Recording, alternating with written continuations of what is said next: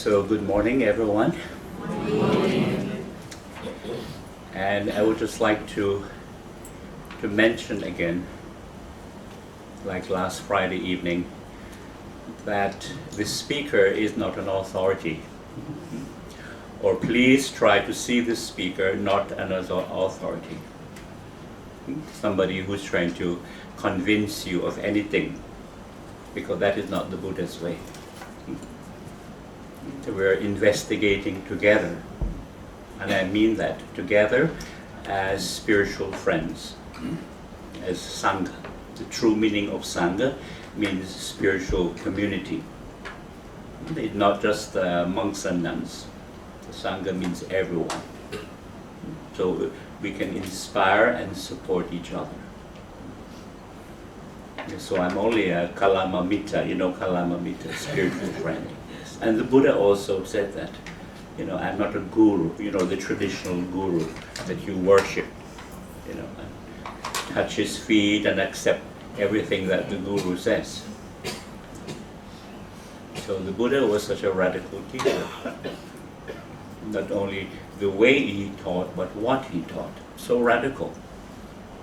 And you can imagine, many people had difficulty understanding him, or even getting used to his way of teaching. When he said, you have to question everything. Question, how do we do that?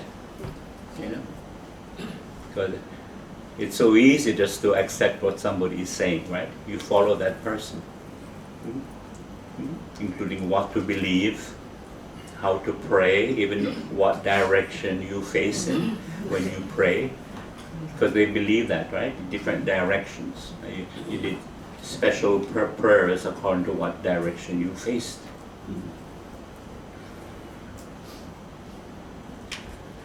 So, as you said, we're exploring together, investigating together.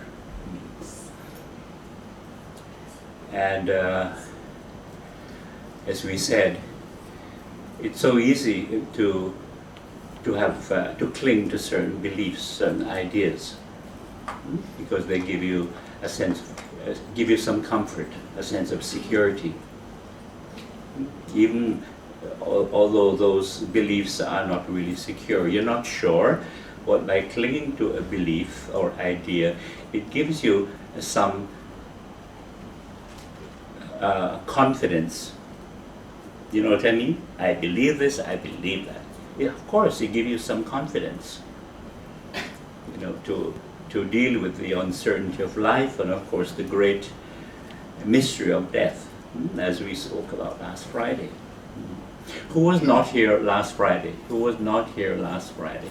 Okay.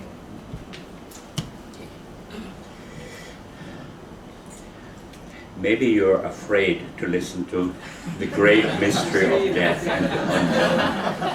So you stayed away. But this morning I've caught you. You have no choice now but to face the great mystery of death and the unknown. And also you can believe, because death is such a great mystery, the great unknown, why believe, that when people depart, people die, they depart as spirits, as invisible beings, right? Because you don't see them anymore. You don't see a dead body. And as you know, a dead body is useless, right? You either have to bury it or you have to cremate it, right?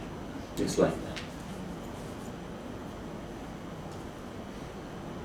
So, and this is why, cultures, not only Chinese, many cultures believe that people, when they die, they become ghosts and spirits, right? Invisible beings, right?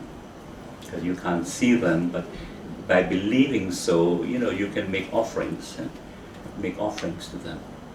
And in a way it's nice, in a way that you can make offerings to departed beings, family members, close friends, and so on.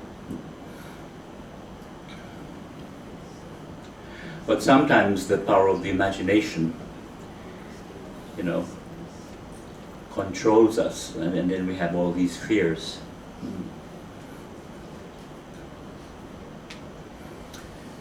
And also the belief in devas, and deva realms and so on. For example, the well-known teacher from Thailand, Ajahn Chah. The last, almost 10 years of his life, he was unable to speak or to teach. Well, the Thais, they like to believe that he was teaching in the Deva realm. He couldn't teach humans anymore, but he could teach the Devas. It's a nice thought also. Whatever gives us a sense of comfort. So this topic this morning is also a very fascinating subject. How the Buddha was able to find a cure for birth, for initially sickness, aging, and death. And when he found this cure, he also found the cure for birth, because it's all connected. And initially, it seems a bit puzzling. What do you mean find a cure for sickness, aging, and death? Because his physical body had to experience sickness, aging, and death, right? So the cure was obviously a mental, psychological cure, based on his profound insight into the nature of non-self, emptiness. And the reason why he was keen to explore this matter, sickness, aging, and death, was you may remember when he was Prince Siddhartha and he was finally allowed out of the palace, and his friend took him around to see the cities and normal life. He saw the three sights. He saw a very old man, very frail, bent over. And he was very disturbed by that, because he had never seen somebody that old and that frail. Of course, in the palace, he saw older people. His father, was getting old. But he had never seen somebody that old and that frail, all bent over, maybe walking with a stick. And then he saw this man lying by the roadside, covered in infections. It was so shocking. And being very compassionate, he just responded, and he thought he was trying to help this person. But his companion said, no, you cannot touch that person, because he has this contagious disease, and you might catch it, and you might also get that sick, you see. Because he was so sheltered in his father's palace. And then, of course, he saw them carrying a wrapped body on a bamboo stretcher. And in India you see this all the time, even today. They were taking the stretcher down to the river. And initially he thought it was like a street drama. Because in those days, like in medieval Europe, they had a lot of street dramas and musicians. It was just a part of the entertainment. They didn't have television like we have today. So initially he thought it was a street drama, they were playing, where they're carrying this body, and initially he thought it was just an actor. It was not a dead body, it was just an actor, pretending he was dead. And they took the body down to the river, and they placed the body on a pile of wood. And he still thought it was a drama, and then, they lit the fire, and the fire is burning the body, and Siddhartha was just so shocked. And he asked his friend, why isn't this person screaming, right, from the fire? He said, no, that's a dead body. It doesn't have any feeling, any life, and so on. So he was so shocked by this. And then his friend said, yes, everyone must die, you included. And Siddhartha said, even my beautiful wife, the princess says, even your beautiful wife has to die one day. So it was very traumatizing for him. And as you know, seeing those three sights greatly affected his outlook on life. And he realized that his life of privilege and pleasure was utterly meaningless, because already he had this very compassionate, inquiring nature. So when Prince Siddhartha made that final renunciation, and as you know, he had to go in the middle of the night, because his father would have opposed it, because he was supposed to be the future king, right? What was foremost in his mind, Prince Siddhartha,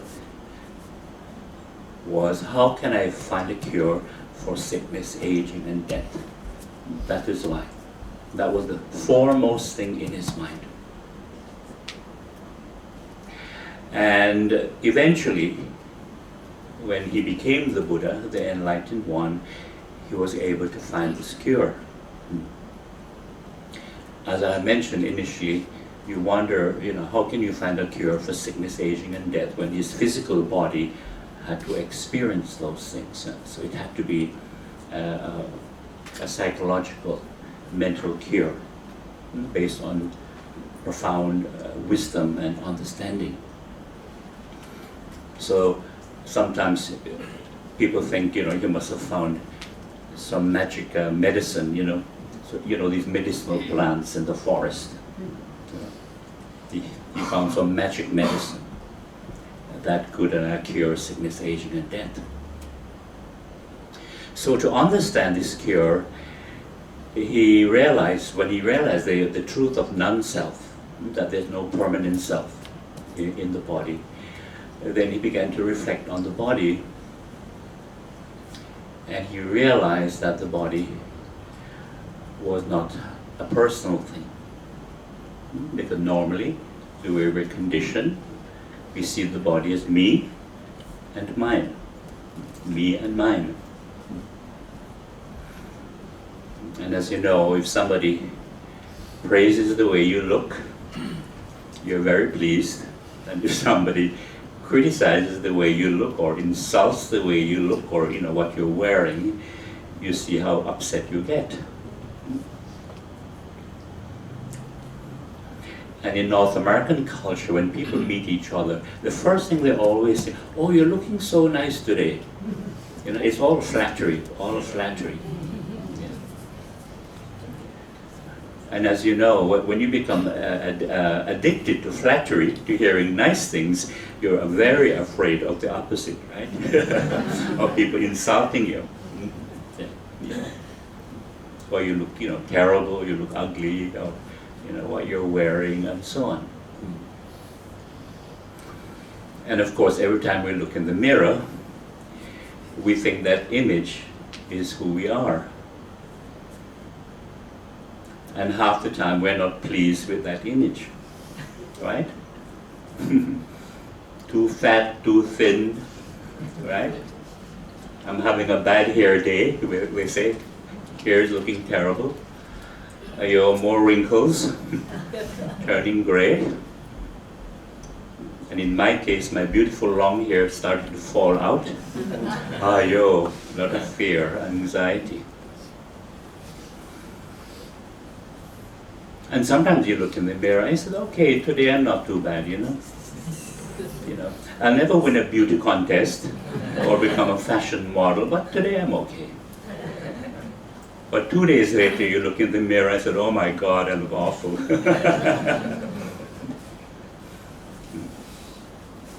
I either need more makeup or a new brand of makeup, or in some cases, cosmetic surgery.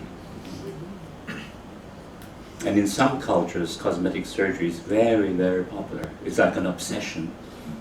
And as soon as somebody can afford it, that's their first priority, to get what they call a procedure, a facial procedure.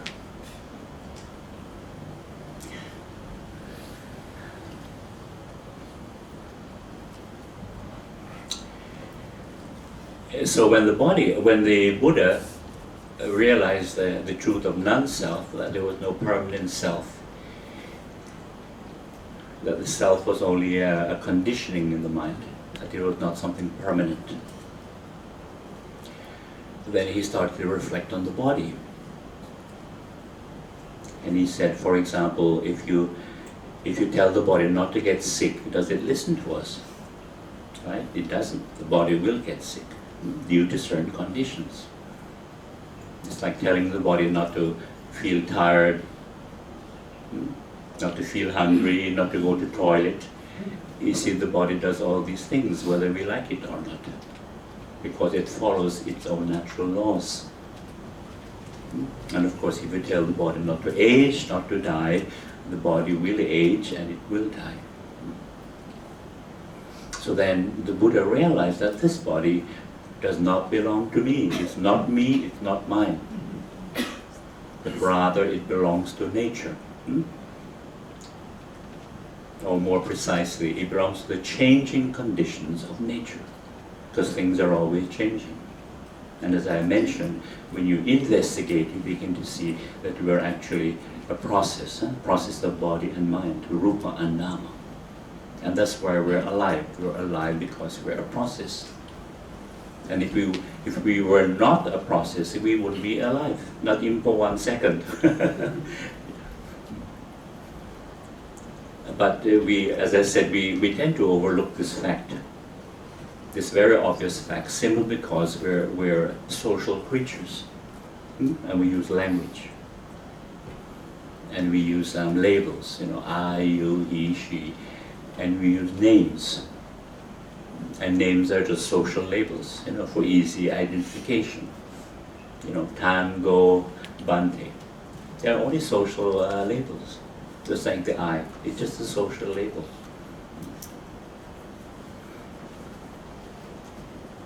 So when the Buddha realized that, he saw that part of her suffering comes from this belief, this identification that this is me, this is my body. So therefore, we are afraid of sickness, aging, and death. And also because we're in the habit of identifying with feelings, with emotions, we think these feelings and emotions belong to us. I am happy, I am unhappy. I'm upset, I'm afraid, I'm lonely, I'm frustrated, and so on. We identify with these things. We cling to them. And the Buddha realized that part of the cause of suffering is that we're identifying with things, whether it's physical, mental, or emotional,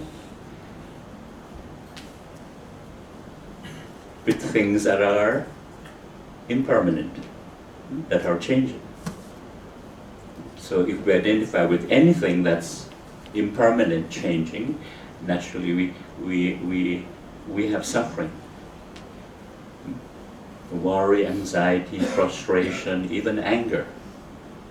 And that includes our families too, right? We identify with our families, and of course my children.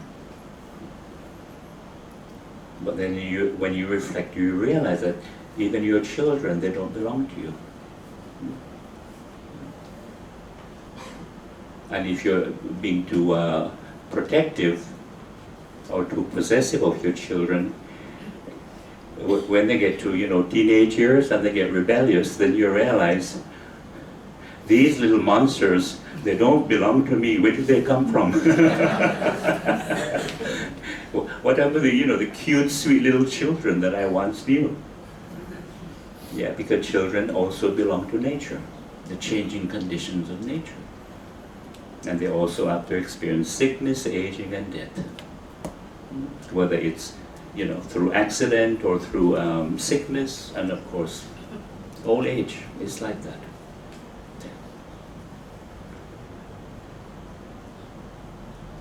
And the Buddha said, because we have this habit of identifying with everything, and we cling to them as something personal, we also identify with sickness, aging, and death. We say, I am sick. My sickness. I'm getting old, my aging, and of course, I'm going to die. So my death. So the Buddha said, because we are clinging to sickness, aging and death, the way we cling to the body as mere mind, of course there is suffering. There's mental, emotional suffering. Fear, anxiety, frustration, and so on. That's why many elderly people, when they don't have this teaching, this understanding, they get very depressed, right? In old age, very depressed. Because they remember when they were young and energetic and anything was possible, and here they are now being very elderly and their life is very limited. They can only do so much, right? And because they don't have this wisdom, this understanding, and of course the training in mindfulness, they become very, very depressed, very angry, very anxious.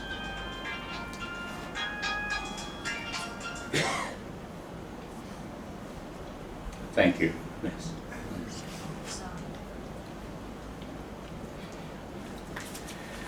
So I'll just read this.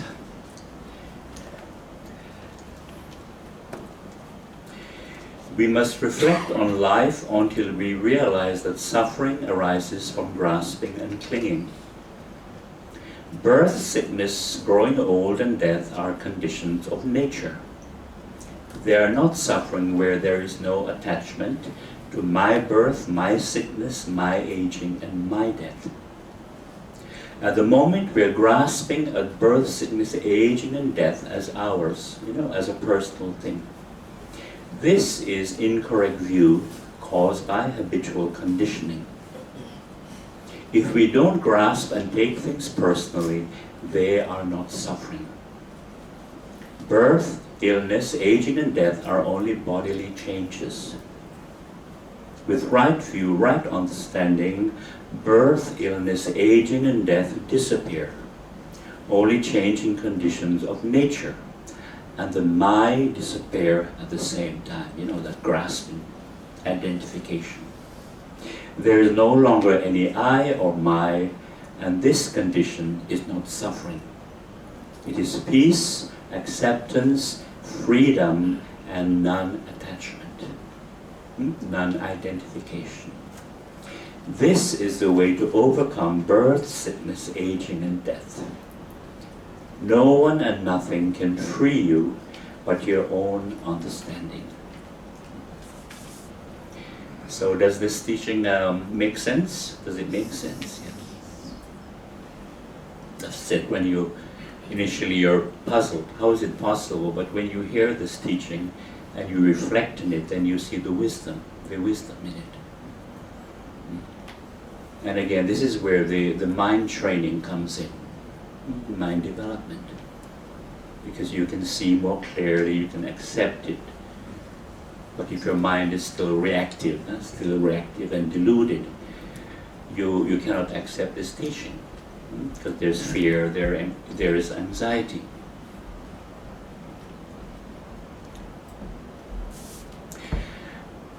And now let us investigate birth, because this is a very fascinating subject. The Buddha's cure for birth. And again, when you first hear this teaching, what do you mean a cure for birth? But when you hear the teaching, then you understand. Very profound, and it's a very wonderful teaching. Now consider when a baby is born. How many people have been parents here? How many? Okay. When a baby is born, a baby doesn't say, "Look at me, I am born today." No, babies don't do that, right? What do babies do? Cry, they drink milk, they yawn, they smile, right? And they excrete, right? It's just a fact of nature. But because we live in the social world and we follow social convention, the parents have to assign the birth certificate, right? And you give the baby a name, all right? Babies don't have names, we give babies names.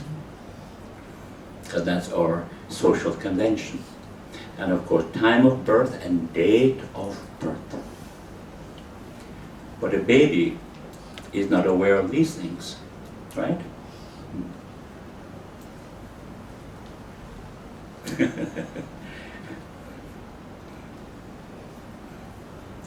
And of course, if the child is healthy, the child grows, and the parents celebrate first birthday. Of course, the parents are happy because the child survives, because many times a child isn't strong enough to survive.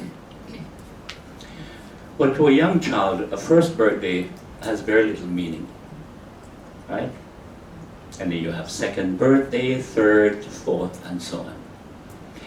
And as the child gets older, the idea of birthday and age becomes more significant. But it's a conditioning, it's a social conditioning. You're told, oh, you're 2 now, you're 3, you're 4. And of course, birthdays become more and more special because you have birthday parties. Can you remember when you were that young? Right? You have cake, ice cream, and a lot of snacks. And of course, you play with your young friends. And most importantly, you get presents, right? Yes. Presents, just like Christmas. Maybe not so much here, but in the Western world, Christmas is big deal, and of course it's big business. For most people now, it's not a spiritual holiday, it's all commercialism, And that's where, all the shops make the most money during Christmas. Because everyone buying, to give presents. And you can imagine, as a young child, you go crazy. Because there's so much commercialism and hype also on television. So by Christmas morning, even Christmas Eve, some children are so excited they don't want to go to bed because of presents, right? They can't wait to open the present, on Christmas morning. And they're told, Santa Claus is going to bring the presents tonight when you're fast asleep. So this is why birthdays become more and more significant for a child growing up. So in other words, the idea of birthdays and the idea of age is a conditioning in the mind. So in other words, what the Dharma is teaching us, that this I who we have today was never born. Understand? It was never born. It's something which is conditioned, slowly conditioned. Including the idea of age. And it becomes a very strong attachment for many people. Now in Sri Lanka, birthdays were never celebrated. But now, because of Western influence, you find people are celebrating birthdays now, like in the urban areas, the cities, because, Western influence. But in the villages, they still don't celebrate birthdays. I don't know about in Malaysia, like in Kampung area, do they celebrate birthdays? Yes. They do, okay. But if you have some wisdom, you stop celebrating birthdays. And for me personally, I think it's a good sign, when my birthday will have come and gone, and nothing special, just another day. But I know it's a very strong attachment. It's not easy to let go of. Partly because of the social conditioning, and all your friends are celebrating birthday. And of course, they expect you to remember their birthday, right? And if you don't remember your friend's birthday or your partner's birthday, it is big drama. Very big drama. Yeah. That's the nature of attachment, strong attachment. But one of the reasons too why birthday, the condition of birthday is so hard to let go of, is because of our social convention. And every time you have to fill out a form, right? You have name and date of birth, right? And of course, all our documents have date of birth.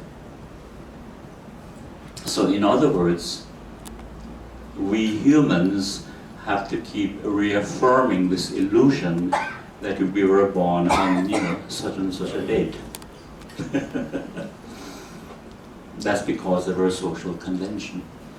But if you do have some wisdom, some understanding, you become less attached to age and to birthdays. So this is why I mentioned before, when people ask me my age, or if they're brave enough to ask me my age, I just say I'm timeless. And people either think I'm being a wise guy, trying to be clever by saying I'm timeless, or they think I've been watching too many space programs on TV, Star Trek and all that stuff. But the truth is that when you're living a more simple life, and you're practicing and you're more in the present moment, because that is what mindfulness is, awareness, you do feel more and more timeless. You're not so obsessed about past and future. As we said, we have to make plans, some ideas about the future sometimes, but we're not, we don't get so obsessed with it, we're not so attached to it. That our future plans and goals and so on, they should only be tentative, flexible ideas, because the future is uncertain. And from experience, if you become too obsessed, too attached to a certain goal, you experience anxiety, worry, that those plans, those goals won't happen. This is why one of the understanding is that whenever we have a certain craving or desire or expectation, very often there is some fear, some anxiety. So, fear, desire and fear often go together. The fear that you're not going to get what you want, or you fear that you won't be successful in what you like to achieve. But as human beings, we're so attached to numbers, right? So when people ask you your age, you're expecting a number. So ladies, if you're sensitive about your age, tell people you're timeless. Don't give them a number. You're so attached to numbers. I was telling the story recently about, there's a Vietnamese monk I know in Canada, and sometimes I meet him. And every time I mention, that I had a class or a one-day retreat, the first question is always, how many people? Always. And I always say, well, I don't really count. It's just my nature. What is it? About how much? Can you guess? How much? How much? How much? So obsessed with number. So I thought, okay, next time I'm going to fix him. So next time he asked me, I said 350 people came. Wow, really? But of course I was joking. I said, don't you know I'm really famous? We're so attached to numbers. And maybe you can see it in yourself, because it's a part of our conditioning. Yeah. And I always tell people, if one person comes to the class, it's okay. And if nobody comes, also okay. Yeah, that's the freedom of non-attachment, non-expectation. That's why there's a very wise saying. It goes, expect nothing, and you won't be disappointed, right? It's like this. Now, I mentioned before that that who we really are is this process of body and mind, and that the I is only a label. a social label that we use to communicate. But because we're using the same label I and the equivalent in other languages, it gives the impression that this I is permanent. And as you know, if you have to speak a lot in one day, you can use this label I many, many times, hundreds of times. And that's why it gives the impression that this I is rock solid, you know, it's everlasting, it is always there, the I is always there. It gives the impression in the mind, in consciousness, that, you know, it's this I is permanent. And it is at the center of the world. It is separate from the world. It feels separate. But when we have the time to reflect, we begin to see that it's just a label. But we just have to keep using it. And you understand this more clearly when you're on a retreat. When you're quiet, you're more present, and of course you're observing silence. So you don't have to be saying I all the time. But if you're always thinking and using I, this I does feel separate somehow. And that's why we ask that question. You know, what happens to me when I die, and where do I go when, you know, after death? This I, separate. But as I explained, we are not separate from nature, from the world. So really, in using social language, we say somebody dies, somebody passes away. But that's just social convention. But in truth, it's just this process, body-mind process simply shuts down, it stops working. And on the level of the five aggregates, the five aggregates just stop working. Yeah. And the other evening after the talk on Friday, a lady said to me, but how about a young man, I guess in her own family, a young man had committed suicide. And of course it's very sad. And the family of course believe that the spirit, you know, the spirit of a young man is there, and they have to do a ceremony and so on. So she was asking me that is there such thing as a spirit, a departed spirit? I said, well, from my understanding, there's no departed spirit, but if it gives the family comfort to accept this tragedy, then I said, of course, you do something.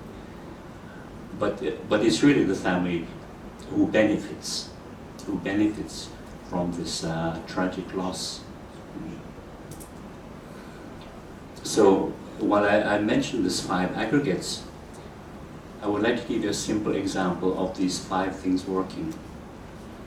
Because when we first read or hear about these five aggregates, these five factors that create daily experience, it sounds a bit complicated. And we don't see how these five factors are related to our daily experience. But the interesting thing is that these five things are working all the time, but we're not aware of them because they happen so quickly. So to refresh your memory, the five factors are the physical form, which includes all our sense organs, right? And there's feeling or sensation, there's perception, there's mental reaction, mental formation, and there's consciousness. And I would like to clarify more what perception is, because many people are not really sure what perception is. And of course, consciousness. Perception is not only experiencing something through seeing, hearing, smelling, tasting, touching, and thinking, but is the ability to recognize a sense object. A good example is, say you're listening to the radio and you recognize a song. And sometimes you recognize the artist, the singer.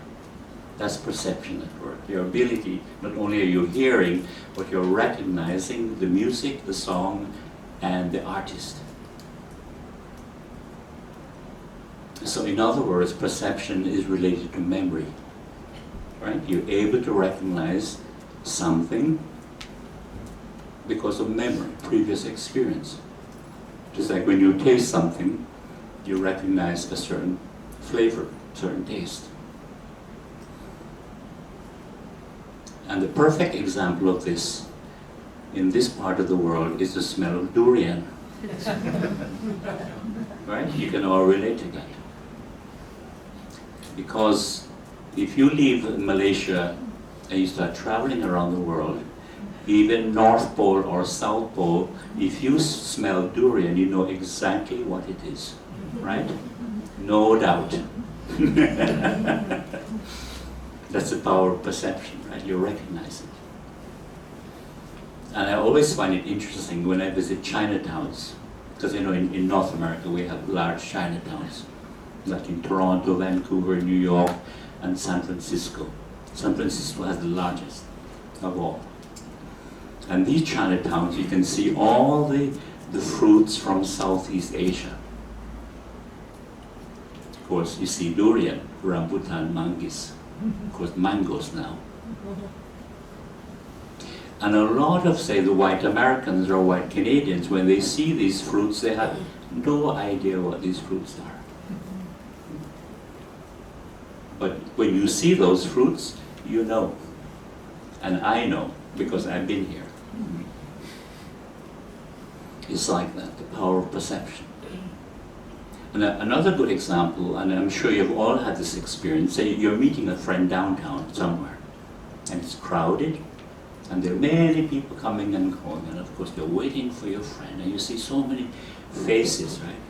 Coming and going, coming and going. But the moment you see your friend's face, right, among all those faces, wow, you recognize it, your friend's face. That's the power of perception. Now, with consciousness, I like to explain this because many people think that consciousness is some permanent entity in the mind. But as I explained before, consciousness is constantly changing because it is related to our sense experiences. And of course, the Buddha, in his profound wisdom, saw this. For example, when you took breakfast this morning, part of consciousness was tasting and smelling, right? But now, there is no tasting or smelling. So what do we have in consciousness at this moment? Seeing, right? Hearing and feeling. You feel your body sitting. Now close your eyes for a moment. There is no seeing consciousness with your eyes closed, but there's still hearing and feeling. Okay? You open your eyes again and you see seeing consciousness arises along with hearing and feeling. That is the nature of consciousness, always changing. And later when you take lunch, part of consciousness will include tasting and smelling. And as I mentioned the other evening, when we all go to bed tonight and we fall asleep and we lose consciousness, there is no consciousness. We call it the deep sleep state. And it's between 1 to 2 hours, depending on the individual. And for young children, the deep sleep state is much longer. So actually we die every night when we go to bed. You know, mentally, psychologically. The body might be alive, but mentally we're not aware of anything. Because there is no consciousness. And yet we're not afraid to go to sleep, are we? because we assume that, we're going to wake up the next day. But when you understand the deep sleep state, or you reflect on it, you realize there's nothing to fear. Because in deep sleep state, when we do die, when there's no consciousness, there is no experience and no problem. There's nothing to be afraid of. One time I was mentioning this to a group of people, and one lady, she was very anxious. And she said, "Bhante, I don't think I'm going to go to bed tonight." Funny, eh? The nature of fear. So, here is a simple example that I like to share. Then you get a better understanding of these 5 things working. So you're taking a walk in the park or a bush somewhere. And of course your physical form is there with all your sense organs. You hear a sound, hearing consciousness. So you look towards the sound and your eyes see an object, a visible object. With perception, you recognize that object as, say, a frog or a snake. Do you have snakes in KL area? Yes. Yeah? I haven't seen any. I have to go look for them. Okay. From that recognition, that perception of the frog or the snake, comes the feeling or sensation. If you happen to like frogs or snakes, what type of feeling are you going to experience? Something, no. If you like frogs or snakes, you're not afraid of them. It's pleasant, isn't it? Wow, this is great. You're happy to see the frog or the snake. On the other hand, if you don't like frogs or the snake, right? Aversion, fear, anxiety. You can all relate to this experience. And from your reaction, I would say the majority of you don't like frogs or snakes. That's okay. So from that feeling sensation comes your mental reaction. If it's a pleasant experience, you might say, wow, this is great. Let me stop and watch the frog hopping or the snake slithering. Because you find it beautiful. You're not afraid. There's no anxiety. Or you might say, let me play with them. And if you don't want to touch them, you might take a little piece of a stick and you just gently play with the frog or the snake. But there's no fear. Oh, I see your face now. Lot of fear there, aversion. On the other hand, if it's unpleasant, there's fear, there's anxiety, then of course your mental reaction would be to get the hell out of there. To go away as fast as possible. And in some cases you run, right? It's like that. And for some people, especially naughty teenagers, they might take up a stick or a stone and they want to hurt the frog or the snake, out of aversion. So that's a simple example of the 5 aggregates working. And this is happening all the time in daily experience, but we're not aware of them because they happen so quickly. And what the Dhamma is teaching us is that these 5 things, they happen so quickly, and of course they're not permanent. And there's no permanent I, no permanent self that's behind all this. They're just happening.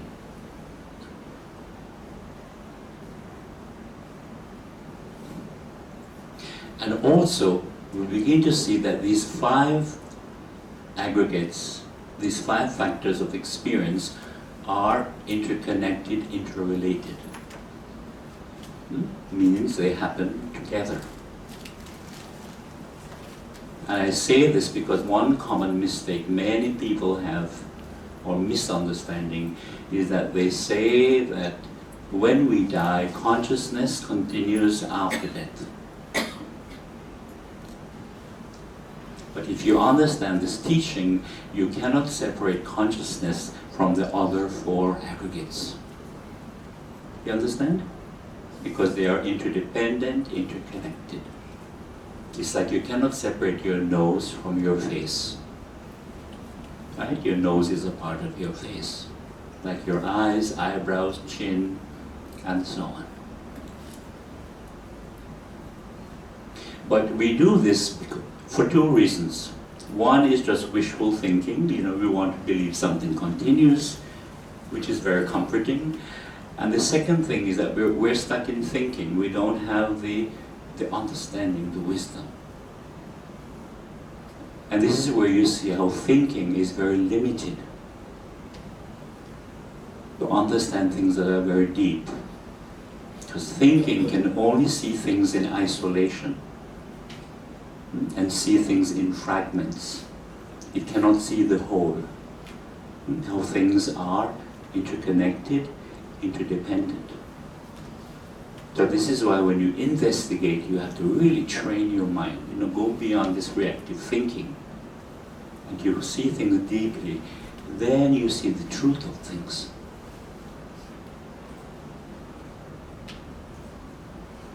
And life is very complex, much more complex than, meets the eye.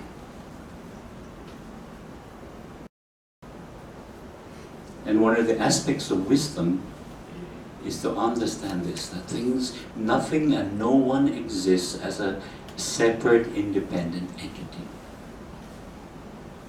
But of course, when you're stuck with the I and just thinking, reactive thinking, the I seems separate. And that's why we ask this question: what happens to me when I die? Where do I go after death? Because the I is separate. We don't have the understanding. And a good illustration of how complex life is just take this piece of paper. And when we're very busy, running around, we just see this as a piece of paper. Right? It just exists by itself. But when you look, you focus your mind, and you're fairly calm, you begin to see all the factors that have created this piece of paper, which have caused this piece of paper to exist, to come into being.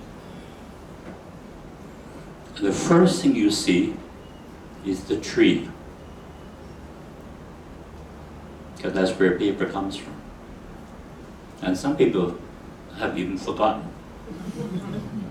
Now, if I'm holding a leaf, of course you can make the instant connection. But actually, a piece of paper and a leaf, they're related. You can say they're cousins. The only difference is that the leaf is organic and a paper is man-made. So if you see the tree, you see the dirt, the soil, don't you? And you see even the bacteria in the soil. Even earthworms. And you even see the seed from which the tree grew. And I say that because normally when you see a big old tree, we tend to forget that big old tree started as a little seedling. So we see even the seed from which the tree started as a seedling. You even see birds and insects for a tree to grow healthily, and of course we see rain, right? Water.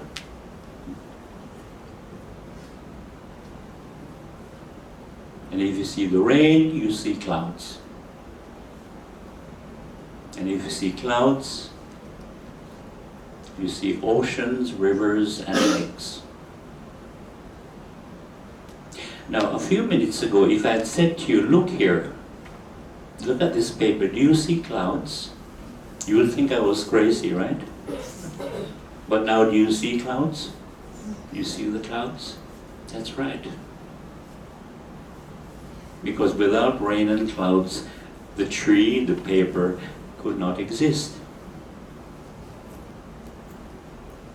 And of course, if you see, the oceans, rivers, and lakes, you see the sun, right? The energy of the sun. And if you see the sun, you see the entire solar system. And if you see the solar system, you see the Milky Way galaxy. All are interdependent, interconnected. So this piece of paper is actually a product of the Milky Way galaxy. Think of it. That's right.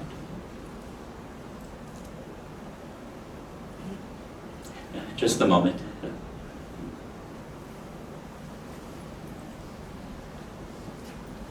Now, because this is a man-made product,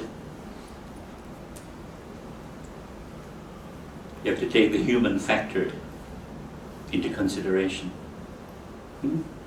Because, a leaf falls directly from the tree, but this is processed. So there are a lot of people involved. The people who cut the trees down, the people who transported the logs to the pulp and paper factory, all the people and technology in the factory that created paper, from the logs. Then you have the people who transported the factory-made paper to all the urban areas. It gets very complex, I tell you. Then the people who took all the factory-made paper to all the different companies that transform the paper into many, many paper products, right? There are many paper products. So you see how complex life really is, just looking at a piece of paper. And each person, each human being that was involved in this process exists because of so many different factors. This is why one of the topics that we do in a retreat is to have a large chart, even a whiteboard. And you put yourself in the middle of it, me, draw a circle, call it me.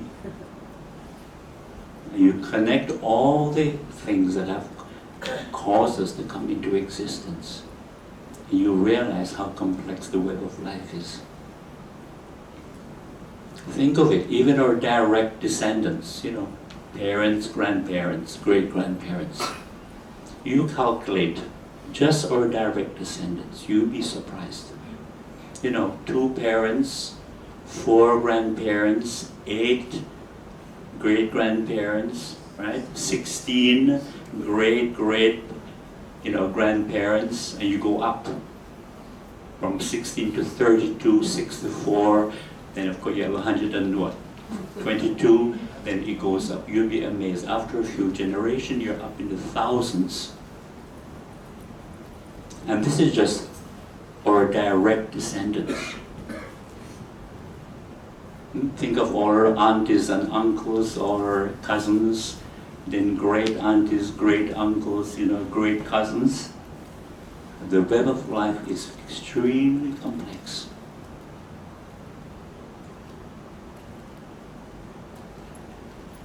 And this is why when you train your mind and you take the time to investigate, you begin to see what the Buddha, what he realized in his profound wisdom. That nothing and no one exists as a separate, independent entity. Extraordinary. It's wonderful, actually. Now, there is one factor I have not mentioned for this piece of paper to exist. How do you know I'm holding this piece of paper? How do you know?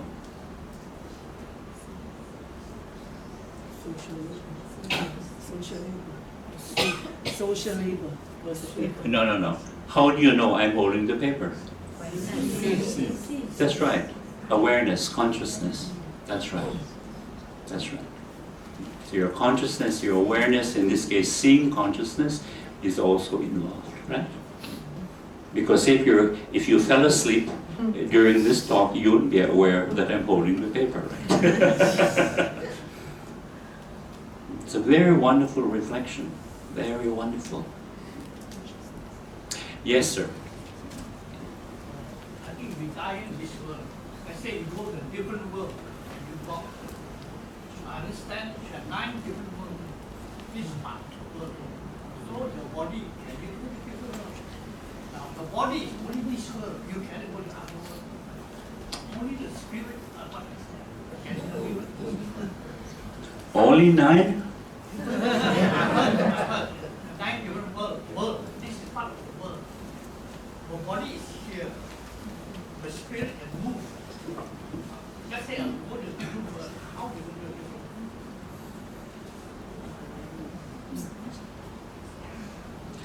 world? I would say at least 9,000. Since you're using numbers. Thank you. Any other questions? Any other questions? Please.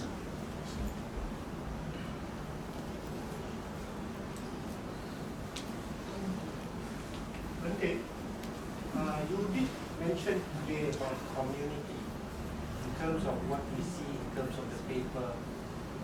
You're talking about an external physical community contributing and interconnected towards developing and creating and providing services.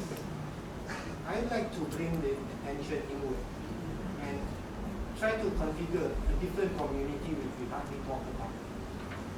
For every movement, every thought, every energy to take form, there's a whole dimension within us which is actually collectively working towards and building up to perform a task. So what Buddha was talking about was balance. We're only seeing one side of the perspective. We're not looking inward to actually find that balance. That inner community of ourselves, our systems, our tissues, molecules, and all these things put together, which science has actually given us, but we are kind of ignorant to see as part of us. We always alienate this. That's right, yeah, we see things in isolation. That's right. And this is why the Sangha, when we take, this is the meaning of taking refuge in the Sangha also. That's right. In the community. That's right. And how we're all interconnected, interrelated. That's right. And this is where, of course, kindness, compassion, sympathetic joy, being patient in our relationships. And how when negativity arises, that we make the effort to let go of aversion, hatred, and ill will. Yes, sir.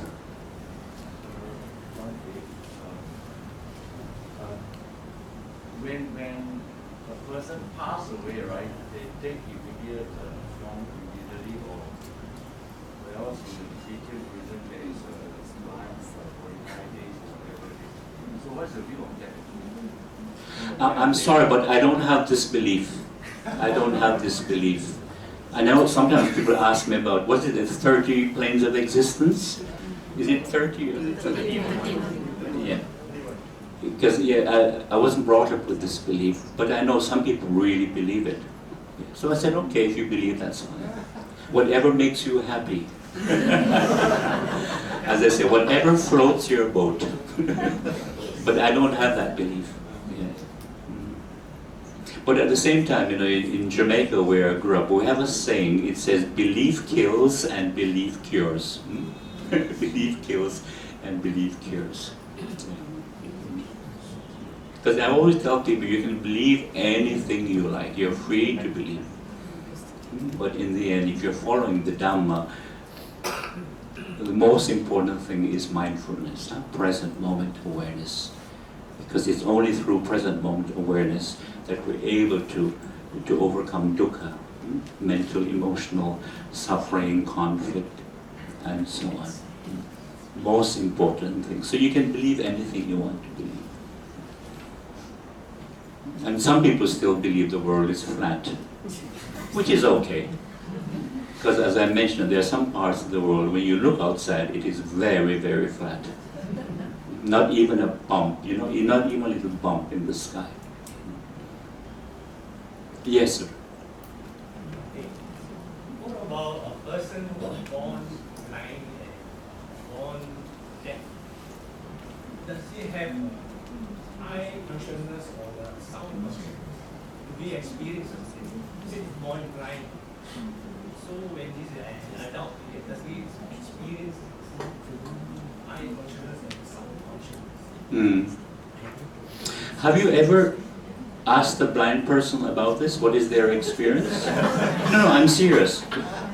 Have you ever asked a blind person, what is their experience, or what is like growing up without sight? I guess you've never asked someone like that. Okay. Yeah. And it's also different when you speak to somebody who's been, blind from birth, and a person who had sight, but they lost it at a certain age. So it's very different, because the people who lost their sight at a later age have a different experience, and of course they have memories and images and so on. Yeah. It's very interesting. Yeah. What was the other question about? Was it hearing? You said somebody born deaf.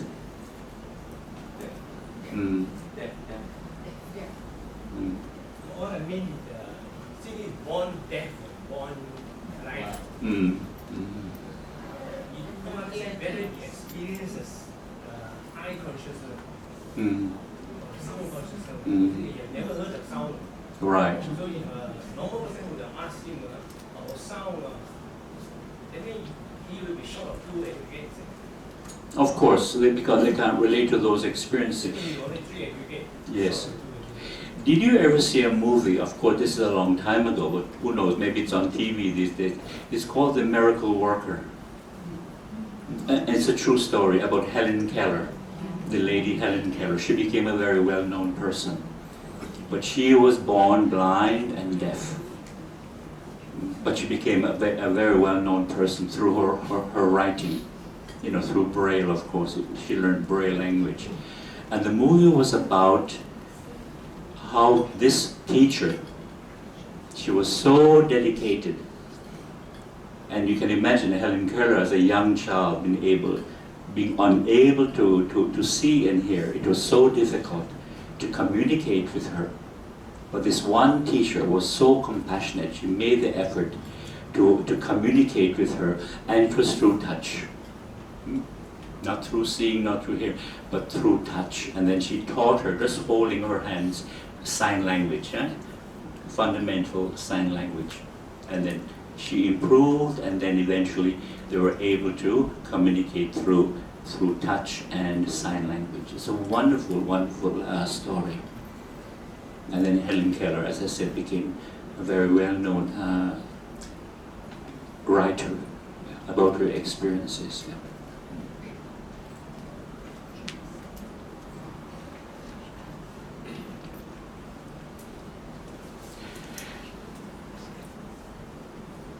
We'll take another question. But this one, I wanted to tell a story. Okay, what is the question? Bhante, the elements which you spoke about just now, you spoke about water, fire, wind and earth. There's 4 elements, and then space. Yes. Now, if you look at the elements and investigate it, space seems to be a construct from the other 4 elements. Not really. Actually, do we have time to do space reflection? Or maybe Friday evening? But very quickly, space is considered an element because there's space inside the body. Yeah. No, there's a lot of actual space there. When you go home, look in the mirror and open your mouth. You see big space there. Open your big mouth. You see big space. There's space in the esophagus, windpipe, space in the stomach, in the intestines. When you breathe mindfully, you can experience the space in the lungs as they expand.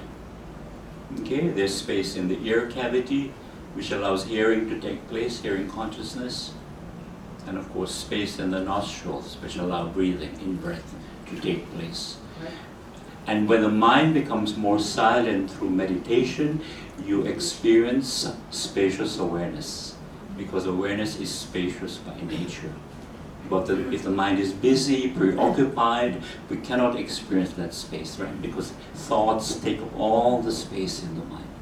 But through meditation, we begin to see how space and silence, how they go together.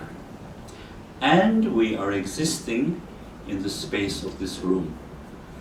And space is also considered an element simply because without space, nothing could exist, including, the solar system, the galaxies, and so on. There's enormous space once you go out there. The point here is space. I'm not here to dispute what you're saying, I accept it. But in terms of when we look into what space is, inner space, outer space, and space between us, this space consists of water, wind, fire, and earth. So in that space, it is a construct. This is what Bhante Kovida, my teacher, taught me. And it is very clear that whatever is made, if you look at the first verse of the Dhammapada, it says, mind makes everything. Mind precedes thought, and everything which we think is a construct. So in that construction, we create space, we create time by a relationship. Saying here pivoted as I talk to someone else, there's another person. And we create the person, the characteristics, the personality, the preferences. So what we see in our life is actually just an expansion of one to another, to another, to another, and then that becomes an accumulation. Right. So and in that sense, when I mentioned space just now, it is that accumulation of what is inner and what is external. Right. Okay. And of course, in the open air, although you can't see it, are water molecules also, right? Yes. And as we mentioned the other day, speaking of space, when we consider by human scale, the solar system is a very, very vast place, right? By human scale, human size. And yet it is just a speck of dust. The entire solar system is just a speck of dust inside the Milky Way galaxy. And the sun is only one star of millions of stars in Milky Way galaxy. Just to show you how immense the Milky Way galaxy is. And to further mystify and boggle the mind, there are countless galaxies. Countless. But we don't have to go too far. Your head might explode. It's incredible when you think of it. We call it seeing the big picture or the bigger picture, just to have a more cosmic view of things. So when I'm in Singapore, I like to do this reflection, because when you're in a country like Singapore that's so small, so intense, so developed, you begin to think that Singapore is at the center of the universe. So when I give them this space reflection, then I say, so where is Singapore? And also, where is the United States? Because the Americans like to believe they're the most powerful country in the world and all that stuff. So it's good to put things into perspective, and to have some humility. That's right. We're very small, very, very small. Yeah, the story I want to give was about, there was this student monk. He was in the temple and he was washing his teacher's teacup. And this teacup happened to be the teacher's favorite teacup.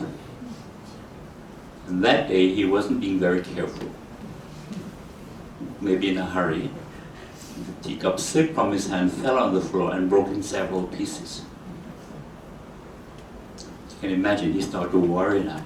Ayo, teacher, I broke the teacher's favorite teacup. He's going to be so angry and give me a bad scolding. What to do? Then he heard the teacher coming. Ayo, what to do? He's so scared. He picked up the broken pieces and he hid it behind his back. So worried. The teacher came in. And in his heightened state of anxiety, he suddenly got an inspiration. So he said, teacher, can you remind me again, why do people have to die? She said, well, we have to die simply because we're born with this physical body. And because we have this physical body, we have to experience all the natural conditions of this body.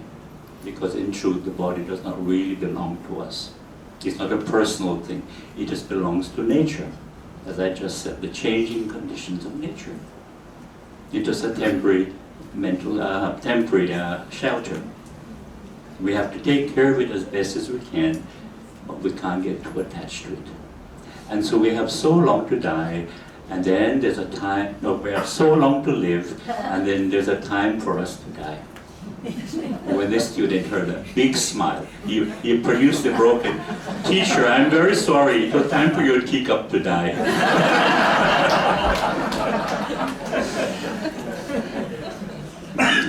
It's a good story. A very smart student, very smart. I'd like to read something here.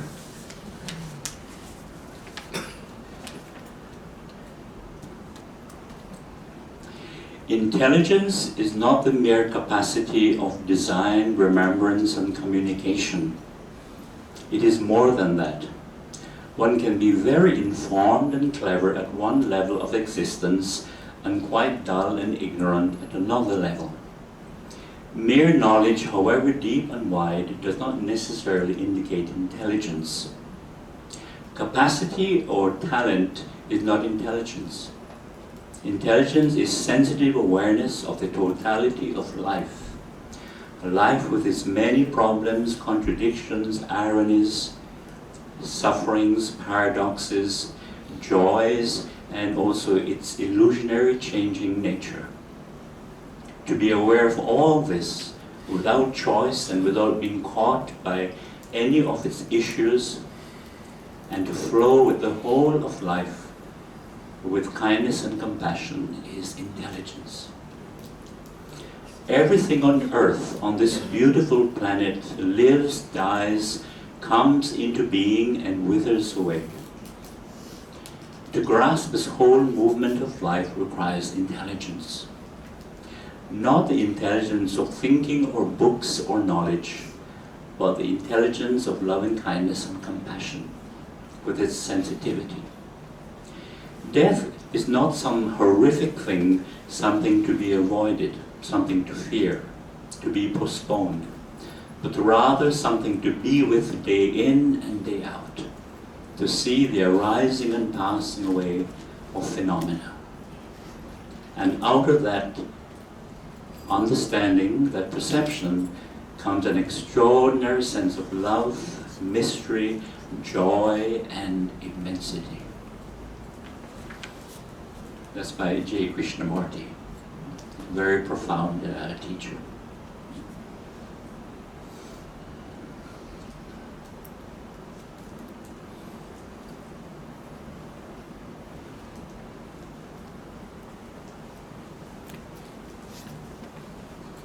Also, consciousness is one of the elements. We have earth, water, heat, air, space, and consciousness. Heat is often referred to as the fire element, but I rather use the word heat, because when we say fire, People imagine a burning fire, you know, but it's actually heat energy. And we have heat element because of the metabolism, you know, the process. The heat arises, and this is why when we take exercise or we do physical activity, you feel hot, right? And when you rest, the body cools down like this.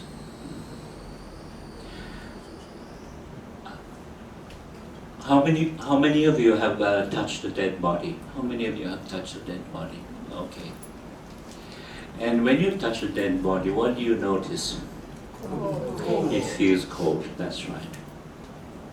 So the heat element is the first element to leave the body, that's right. But if, as I said the other evening, if you really want to know what continues after death, it's the elements, you know, and they go back to nature. And the heat element is the first element to go, that's right. And of course, when you come to bones and ashes, those are the earth element, like this. Yes? Why does the body get heavier after you die? Very much heavier. Well, I've never weighed a body myself. I think you have to ask those medical people about this. I'm not sure. I'm not sure, yeah. It's become very much heavier. But I've read reports about people who actually observe a body decomposing. And one thing that's noticeable is that the body begins to expand because of the gases that comes from the decomposition. Yeah, body starts to expand, but eventually it shrinks down. That's why it's called dead weight. That's right. That's right. The maggots are getting fat. And really, cremation is really, it just speeds up the decomposition process this quickly, and of course you end up with earth element. But if a body is allowed to decompose naturally, of course it's much slower. Eventually you end up, with the skeleton and the bones turn to ash, and then eventually to dust. But it's a very slow process. Like this. I see somebody looking sad. It's just nature. It's just the laws of nature. It's fascinating, really, the subject.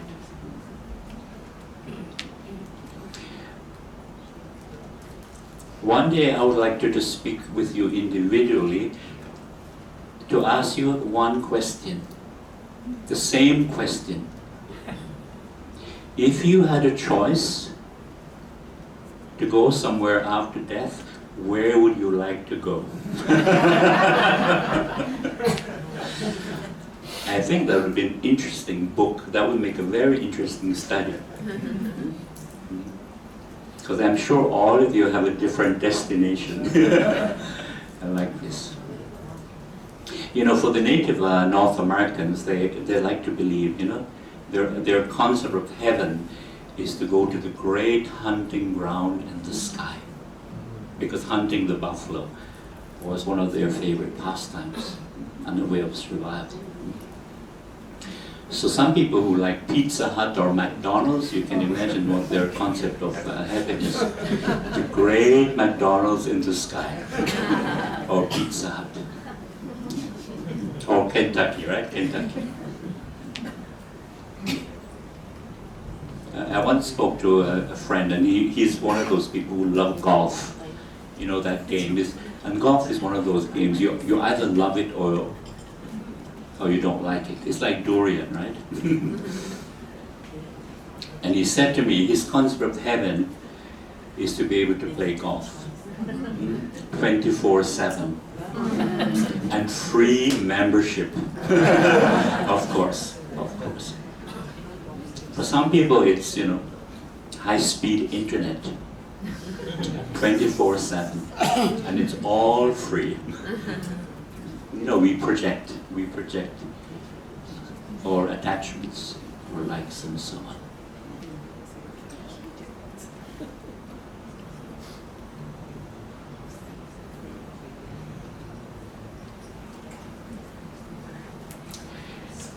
any questions? Oh, I mentioned again, I'd like to invite anyone who's interested, say at 3:30, you're welcome to come and have a informal discussion. Very informal.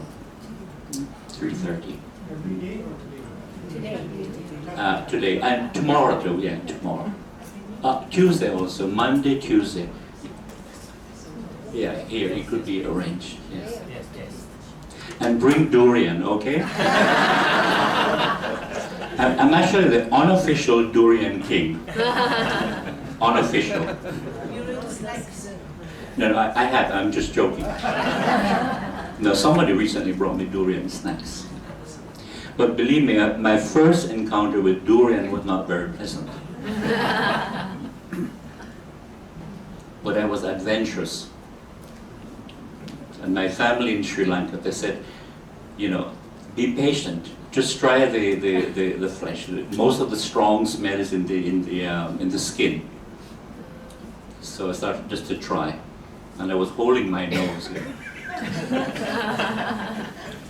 It took me a few tries because it was so strange. And I still remember that day when I tasted the durian, and there was no more aversion. And I thought, oh my God, this is so good. So now you know, I'm the unofficial durian king. You're converted, huh? But when they told me about being too heaty, right, you can't eat too much, I didn't believe that for a moment. I said, you know, local superstition. But I was here during the durian season one summer. And people would bring durian, you know, to the center. We had durian parties. And yes, I got the sore throat. Then I believed. Very interesting.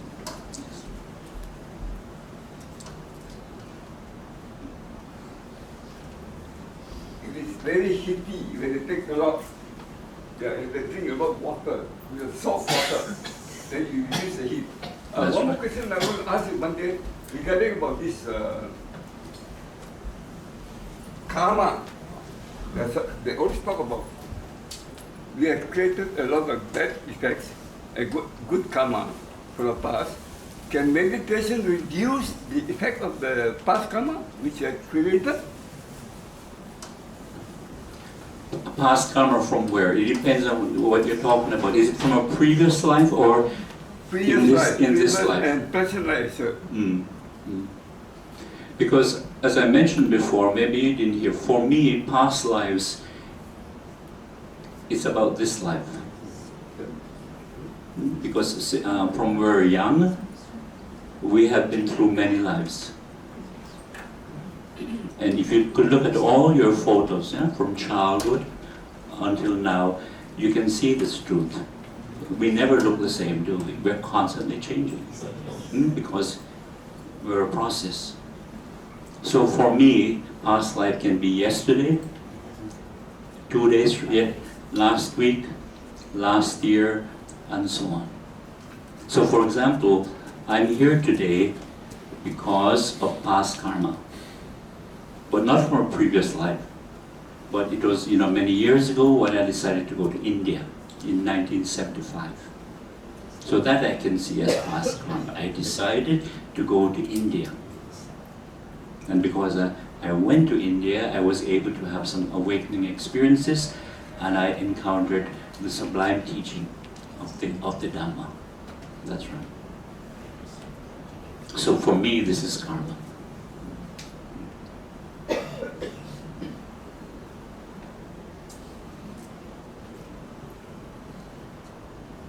And tomorrow is the next life. Yes. You can see just on a daily basis. From the moment we wake up until we go to sleep, you can say it is a life. So if you get a calculator to see how old you are, how many months, how many days, you'll be surprised how many lives you have lived. Thousands. It's quite amazing, when you see past lives in this perspective, because we're a constantly changing process, and each day is a life.